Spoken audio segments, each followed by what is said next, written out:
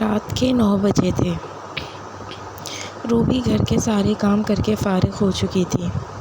وہ سوچ رہی تھی کچھ دیر کے لیے پڑھ بھی لیا جائے، کیونکہ کچھ دنوں کے بعد اس کے امتحانات شروع ہو رہے تھے۔ سب بچے پڑھائی میں مشغول تھے اور وہ تمام مصروفیات کی وجہ سے پڑھائی کی طرف توجہ نہیں دے رہی تھی۔ وہ جانتی تھی کہ پڑھائی کا کام بہت بہتر ہے۔ اگر آج اسے کام کرنا پڑتا ہے تو اگلے گھر میں تو ایسا نہ اور اس کی اولاد کو بھی انہی مشکلات کا سامنا ہو۔ وہ اپنی طرف سے پوری محنت کرتی اور پڑھائی کے ساتھ ساتھ گھر کے کام کاج میں اپنی والدہ کا ہاتھ بٹاتی۔ اس کے والد کا ایک ایکسیڈنٹ میں انتقال ہو گیا تھا۔ اس کی ماں گھر کے گزر بسر کے لیے سلائی کا کام کرتی تھی۔ وہ جانتی تھی کہ اس کی بیٹی کو پڑھائی کا شوق ہے۔ روبی کو ایک ایسی بیماری تھی جو اسے روز بروز موت کے منہ میں لے جا رہی تھی، مگر وہ اپنی ماں کو بتانے سے ڈرتی تھی۔ وہ جانتی تھی کہ اگر اس کی ماں کو پتہ چلا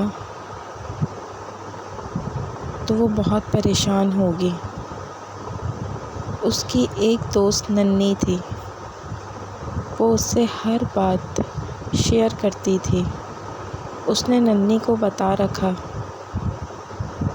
روبی اس کی بہترین دوست تھی۔ روبی نے اس سے پوچھنے کی کوشش کی تھی تو ننھی بولی کہ میری مدد کرو،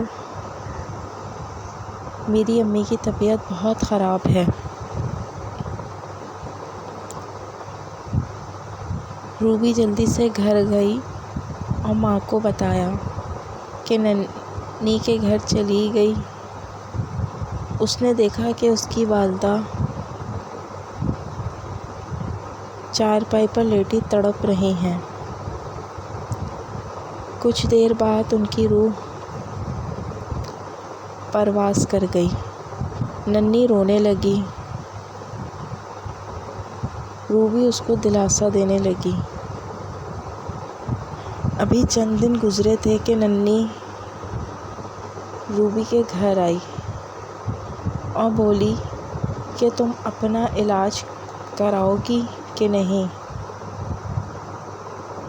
ورنہ مجھے تم سے بھی ہاتھ دھونا پڑے گا۔ روبی بولی نہیں، میں اتنی امیر نہیں کہ بڑے بڑے ہسپتالوں میں علاج کروا سکوں۔ تو کیا ہوا، میں ہوں نا۔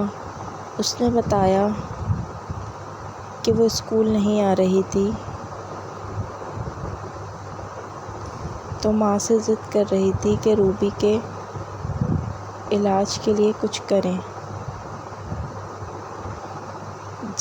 جب ماں فوت ہوئی تو روبی کے علاج کے لیے پیسے اور خط چھوڑ گئی تھیں اور یوں اس کا علاج شروع ہو گیا۔ اس کی والدہ اس کے لیے دعا کرنے کے لیے مصلے پر بیٹھ گئیں اور اللہ سے گڑ گڑا کر دعا کی کہ اے اللہ، میں نے ہمیشہ اپنی بیٹی کی سلامتی تجھ سے مانگی ہے، اس کی حفاظت فرما۔ اور پھر آہستہ آہستہ روبی صحتیاب ہو گئی۔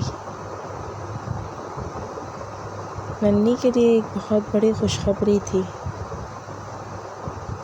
وہ دونوں پکی سہیلیاں بن گئیں اور وقت کے ساتھ ساتھ ایک دوسرے کے کام آتی رہیں۔ ہمیشہ۔ سچ ہے، ہمیں دوسروں کے کام آنے سے سچی خوشی ملتی ہے۔ اگر آپ کو ہماری کہانی پسند آئی ہے تو زیادہ سے زیادہ لائک کریں، شیئر کریں اور کامنٹس کیجیے، اور مسٹ سبسکرائب کریں۔